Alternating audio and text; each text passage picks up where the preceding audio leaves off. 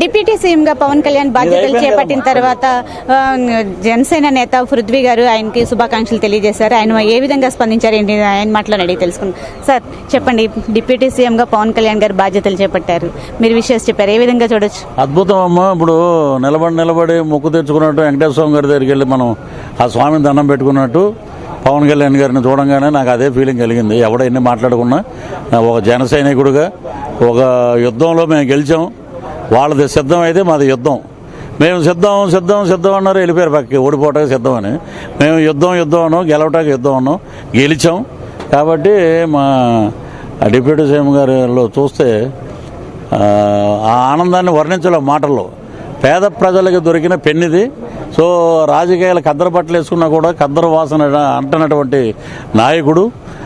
So రాష్ట్రం బ్రహ్మాండంగా ఉంటుందని అన్ని వర్గాల వారు వారిని సపోర్ట్ చేశారు. పార్టీ బట్టి 10 సంవత్సరాల్లో అనేక విమర్శలు, అనేక ఒడిదుడుకులు ఎదుర్కొంది జనసేన పార్టీ. ఇప్పుడు అధికారంలోకి వచ్చింది. ఫైనల్ గా రాష్ట్రంలో అభివృద్ధి ఏ విధంగా ఉండబోతుంది? అభివృద్ధి బ్రహ్మాండంగా ఉంటుందమ్మా. మేము పార్టీ పెట్టినప్పుడు మా వెనకాల ఏమో ముఖ్యమంత్రులు లేరు, తండ్రులు. మాకేమో లక్షల కోట్లు లేవు. మా దగ్గర ఉన్నదంతా గాజు గ్లాసు. ఆ గాజు గ్లాసులో టీ తాగాం, గంజి తాగాం, అలాగే మంచినీళ్ళు తాగాం. గాజు గ్లాసు, మధ్యతరగతి గ్లాసు. అందరూ ఆలోచించారు. పవన్ కళ్యాణ్ గారు మన మనిషి, ఆంధ్ర రాష్ట్రం కోసం పుట్టినటువంటి ఒక నాయకుడు. కాబట్టి ఈ నాయకుడిని మనం కాపాడుకోవాలి, లేకపోతే చరిత్ర మనల్ని క్షమించదని అద్భుతమైన అభివృద్ధి కోసం ఓట్లేశారండి. అంటే అసెంబ్లీ గేట్ కూడా దాటించమని కొంతమంది వ్యాఖ్యలు చేశారు వైసీపీ నేతలు. ఇంటి ముందే కొంతమంది ఏమో పేరు చెప్పండి, టీవీ5లో వస్తుంది. ఆవిడ ఎవరో డైమండ్ రాని రోజా గారు చెప్పారు కదా, అక్కడ ఇంటి ముందే పెద్ద పెద్ద ఫ్లెక్సీలు పెట్టారు. ఆమె ఇంటి ముందే అసెంబ్లీ గేట్లు బద్దలు కొట్టుకుని పవన్ కళ్యాణ్ గారు రావడం అనేది, ఇవన్నీ ఏంటంటే నోటి అహంకారం, నోటి ఏదొస్తే అది మాట్లాడటం. 45 ఏళ్ళ టైం ఇచ్చారన్నారు. 45 ఏళ్ల తర్వాత ఆమె ఉంటుందో మనకు తెలియదు. మా వాడు వచ్చేసాడు, మా నాయకుడు వచ్చేసాడు. ఆ 10 ఏళ్లలో ఎన్ని ఆటంకాలు పెట్టినా ఆ బంగారం ఆ కొలిమిలో ఉంటేనే దాన్ని వండానే బయటికి తీయగానే తలతల్లాడుతూ బయటకు వచ్చాడు కడిగిన ముత్యంలాగా. ఈ విమర్శలు ఆయన పట్టించుకోడు. ఆయన మీద పెద్ద బాధ్యత పెట్టారు. ఆ బాధ్యతని మేము స్వీకరించాం. ఆ బాధ్యత ప్రకారంగా మేము పనిచేసుకుంటూ వెళ్తామని సీఎం నారా చంద్రబాబు నాయుడు గారు, అలాగే డిప్యూటీ సీఎం మా పవన్ కళ్యాణ్ గారు అదే మాట మీద ఉన్నారు.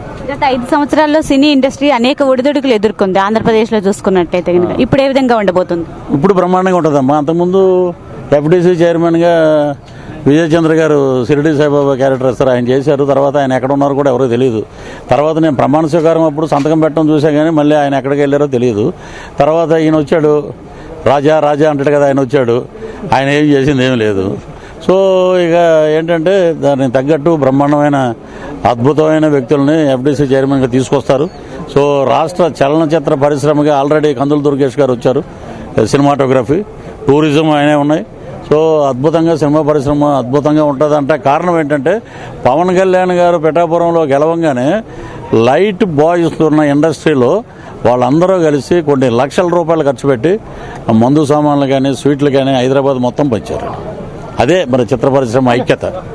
Thank you. మొత్తానికి చూసుకున్నట్లయితే కనుక పవన్ కళ్యాణ్ డిప్యూటీ సీఎంగా పదవీ బాధ్యతలు స్వీకరించడం చాలా ఆనందంగా ఉంది. ఆయన ఒక నాయకుడిగా కాదు, మేము సాక్షాత్తు దేవుడిగా కూడా భావిస్తూ ఉంటాము అని చెప్పిన పరిస్థితి కనిపిస్తుంది. అంతేకాకుండా గత 5 సంవత్సరాల్లో సినీ ఇండస్ట్రీ అనేక ఒడిదుడుకులు ఎదుర్కొన్న నేపథ్యంలో ఇక నుంచి సినీ ఇండస్ట్రీ పరుగులు పెడుతుంది. ఇక ఉన్న ఇబ్బందులు ఏవైతే ఉన్నాయో అవన్నీ కూడా వైదొలిగి పోతాయి అంటూ కూడా పృథ్వీ ఆశాభావాన్ని వ్యక్తం చేస్తున్న పరిస్థితి కనిపిస్తుంది. కెమెరా పర్సన్ శోభనాద్రితో స్వరూప, టీవీ5 విజయవాడ.